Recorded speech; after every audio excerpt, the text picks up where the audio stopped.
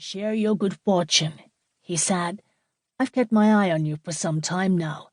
Such a happy chance that brought us both to California after the war, and happier yet for me that you and your husband are so industrious and well-connected. What I want is little enough to ensure the continued good health of little Lexy, the twins and their father, not to mention Boston Thane and his family." A shudder of horror went through her at his specific mentions of her family, and Mark felt it. "Oh yes, I've watched them all," he said. "It would be impossible to keep them all safe." Then, with sudden urgency, he rapped out his instructions. 2 weeks from today, before the noon hour, at the Russ House in San Francisco, $5,000. Come alone. Watch the race for proof of what I can do." As quickly as he had appeared at her side, he was gone. She caught only a glimpse of him as he melted into the crowd that was surging forward to have a closer look at the race about to begin. It seemed to be happening very slowly, the horses leaping forward to run the first-mile heat for the 3 out of 5 that would win the race. She saw their own 3-year-old colt, Goldfire, gleaming bright chestnut. He seemed to get off to a good start, but then he swerved madly, causing one of the other horses to jump and stumble in its attempt to get out of the way before it regained its footing and went on. But Goldfire was totally out of control and veered toward the inside rail, crashing through it and going down with a high-pitched scream that sounded over the shocked gasps of the spectators. "Oh, Christ!" Only at the sound of his voice did Jinsey realize that Travis had appeared at her side, and then he was crossing the railings, running toward the fallen horse and rider. Jinsey stood absolutely still. Mark had done this, or caused it to be done. Goldfire had been drugged. She was sure of it. She felt cold seeping into the marrow of her bones. It was murderous proof of what Mark could do to her family.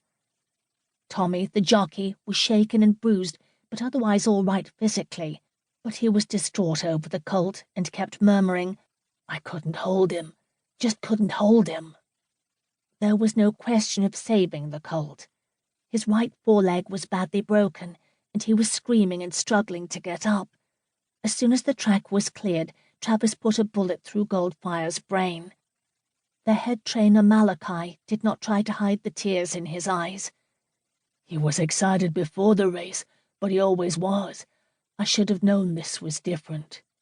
"You couldn't have known," Jinsey said, thinking that Mark was too clever to be found out, but feeling compelled to ask anyway.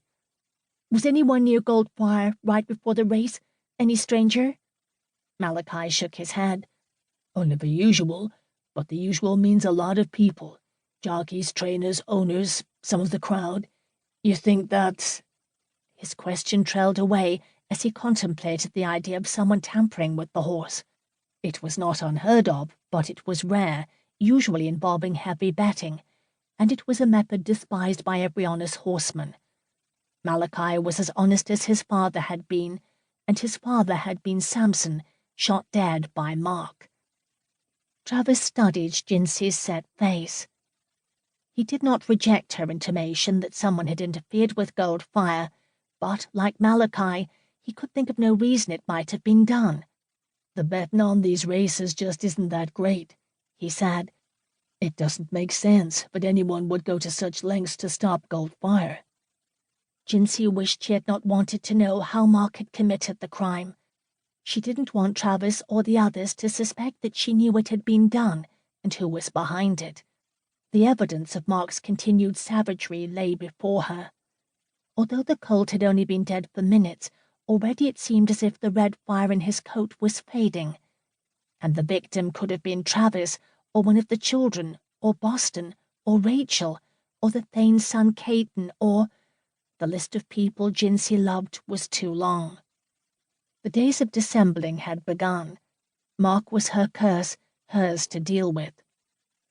"I suspect I just want a reason for this," she said, her voice trembling. "Goldfire was too fine to die this way, but at least none of the riders and none of their horses was killed." With effort she put more strength into her words. "Tommy, Malachi, neither of you is to blame yourself. We all know this is a dangerous sport."